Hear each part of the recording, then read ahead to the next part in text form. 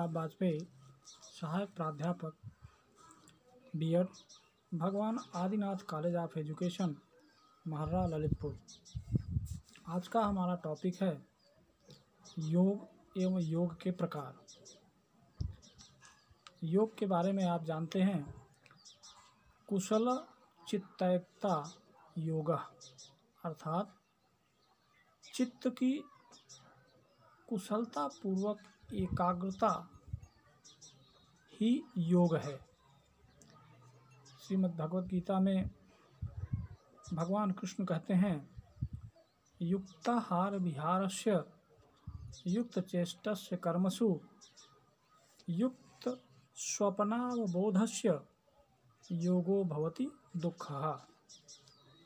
अर्थात जिनके आहार, विहार, विचार एवं व्यवहार संतुलित एवं संयमित होते हैं, जिनके कार्यों में दिव्यता, मन में सदा पवित्रता होती है, जिनका शयन एवं जागरण अर्थपूर्ण होता है, वही सच्चा योगी है और उसके कार्य ये योग हैं। योग के प्रकारों में अगर चर्चा करें तो योग कई प्रकार के होते हैं, जिनमें 4 प्रकार के योगों का विशेष रूप से वर्णन मिलता है। उनमें पहला राजयोग, दूसरा कर्म योग, तीसरा भक्ति योग और चौथा ज्ञान योग। हम इसके पहले वाले वीडियो में राजयोग एवं कर्म योग के बारे में पढ़ चुके हैं। आज हम भक्ति योग और ज्ञान योग के बारे में चर्चा करेंगे। तो योग का तीसरा प्रकार जो है वो भक्ति योग है। यह मुख्य रूप से भक्ति का मार्ग है, जिसमें व्यक्ति स्वयं को परमात्मा के लिए समर्पित कर देता है।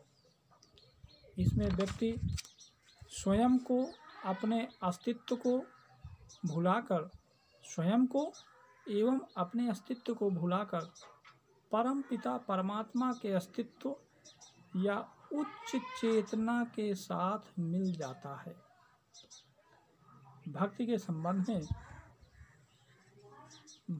संबंधों में कई प्रकार हैं, जैसे मित्रता, मित्र भाव, भक्ति का मित्र भाव, सेवक भाव, प्रेमी भाव आदि। व्यक्ति जिस भी भाव में रुचि रखता है, उसी भाव से अपने आप को अपने परमात्मा में समर्पित कर देता है। यही भक्ति योग है। भक्ति योग की साधना जो होती है, उसमें कई स्टेप होते हैं। जैसे शुरू में जब व्यक्ति का जन्म होता है, उस समय व्यक्ति को सिर्फ अपना ही कार्य दिखाई देता है, अपनी ही आवश्यकताओं की पूर्ति दिखाई देती है, और इस तरह का जो स्वभाव होता है वह आसुरी स्वभाव कहलाता है। तो सबसे पहले व्यक्ति का आसुरी स्वभाव होता है। आसुरी स्वभाव ज्ञान के द्वारा धीरे धीरे दैव स्वभाव में परिवर्तित होता है। जब दैव स्वभाव आता है तो प्रेम उत्पन्न होता है, और प्रेम जब भक्ति की ओर आगे बढ़ चलता है तो भक्ति उत्पन्न होती है, और भक्ति के बाद सगुण साक्षात्कार होता है, और सगुण साक्षात्कार के बाद निर्गुण समाधि की प्राप्ति होती है, और निर्गुण समाधि की प्राप्ति करना ही भक्ति योग की सिद्धि माना जाता है। हम उस परमपिता परमात्मा से मिल जाते हैं, उसमें अपने आप को समर्पित कर देते हैं, और इस जीवन के आवागमन से मुक्त हो जाते हैं। यही भक्ति योग है। दूसरा ज्ञान योग। ज्ञान योग का वह प्रकार है जिसमें अज्ञानता का विनाश किया जाता है। ज्ञान के द्वारा अज्ञानता को समाप्त किया जाता है। और अज्ञान को समाप्त करके आध्यात्मिक ज्ञान की खोज की जाती है। आध्यात्मिक ज्ञान को प्राप्त करने का प्रयास किया जाता है। लोग अपने बारे में गलत धारणाएं बना लेते हैं। कैसी? और अनेक मुखौटे लगा लेते हैं। कहने का मतलब कि वो दिखने में कुछ दूसरे प्रकार के दिखते हैं और वास्तव में कुछ दूसरे प्रकार के होते हैं। तो इस तरह के द्वंद्वों से मुक्त होना ही ज्ञान योग है। यानी मन के अंदर द्वंद्वता ना हो, यही ज्ञान योग है। सत्य का पता चल जाए, सत्य पर निष्ठा हो जाए, यही ज्ञान योग है। ज्ञान योग के जो स्टेप्स हैं उनमें सबसे पहले श्रवण। सबसे पहले जो साधक होता है वो सुनता है। सुनने के बाद फिर जो सुनी हुई बातें हैं उन पर मनन करता है।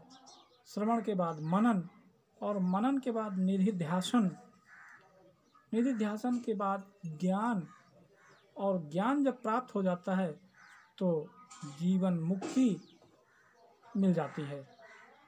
इस तरह से ये श्रवण, मनन, निधिध्यासन, ज्ञान और जीवन मुक्ति से आगे बढ़ कर के परमात्मा में मिल जाता है।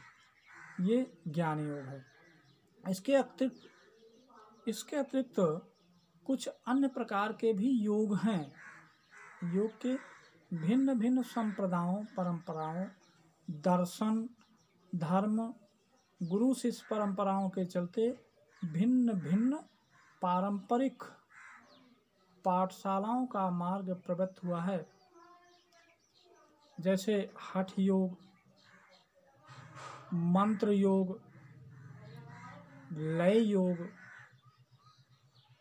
कुंडलिनी योग, ध्यान योग, जैन योग, बौद्ध योग आदि आदि।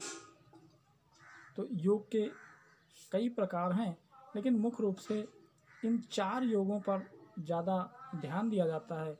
ये 4 योग। धन्यवाद।